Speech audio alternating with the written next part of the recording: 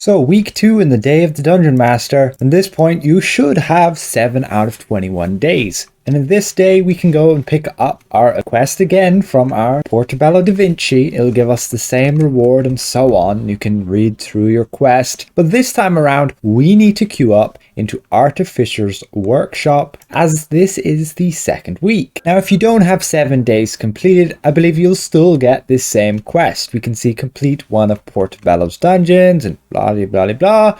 But I believe you'll only get any credit if you actually queue up to the Artificers Workshop. So we go to event and let's queue up publicly. Now if you do go and queue up into one of these other queues, let me guys know if you do get any credit with regards to completing your quest. I did run Resman's Marvelous's game and that gave no credit, and you can see that due to it not being listed within the event, and it's tied to one of these side quests. We'll accept our queue and we have a new mini dungeon. Now this mini dungeon used to actually drop that beholder tank mount, as we can see in this cutscene. It was pretty cool to run this and then have a chance to potentially get a legendary mount, and back then legendary mounts were super rare. Now here we have a few mechanics. For example, right now, if you can see under the minimap, we have to open air vents to essentially drain out all of this toxic gas, I assume. And generally, these air vents are protected by a bunch of enemies. So we go and kill those off, and we can go and pull the lever to open the vent. I believe the guy got it there. No, I got it. And that opens the vent, clear out a bit of this toxic gases, kill some more enemies, open another vent. And of course, it would be recommended that you stick together as a group, as these guys can deal quite a bit of damage if you're not prepared. And once you go and get the last vent opened up, we have to go and rendezvous with Flabbergast. We group up as a party and we get a campfire and assume we speak to him, and then we get a cutscene and you'll have Flabbergast giving you a bit of narration. So now unfortunately we gotta knock out these Snorveblin. I believe they're called little gnomes. You do have to get 10 of them there, as you can see under the minimap. And if you do go and die, like I just foolishly did there, you can just go and head back. And here we've knocked out enough Snorveblin, little gnomes. We can group up at the beholder tank, and here you're going to have a bit of a boss fight. We get our cutscene.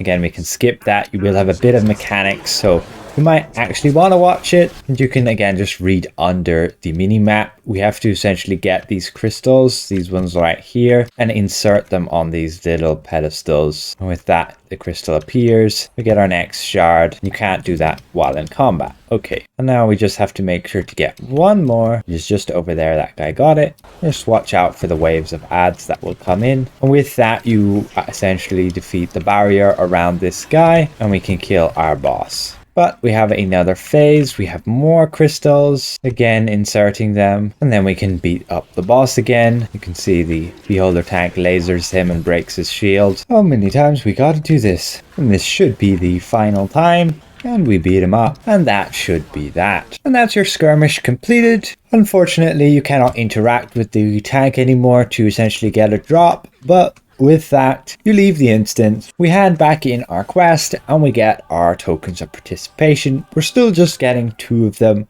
until we get to the 3rd week. We have to get to 14 days completed. Just remember that the token of achievement you will receive on the character that completes the 14th day. So if you have 13 out of 21 days, make sure you then do the next day on the character you want this token of achievement on. For example, if you already have a few tokens on one character, I would recommend doing it then on that character to stack the tokens up. It has been said that they might in the future make it so that these tokens can be transferred in the bank, but as of now you're not able to do that, and so I will then do this on my rogue to make sure that I'm stacking the past achievement tokens with the current ones so that I can, yes, essentially get all tokens on the same character. It doesn't particularly matter too much about the participation tokens, or at least the challenge tokens for me. And once you've done your daily quest, you can of course go and pick these quests up from this guy.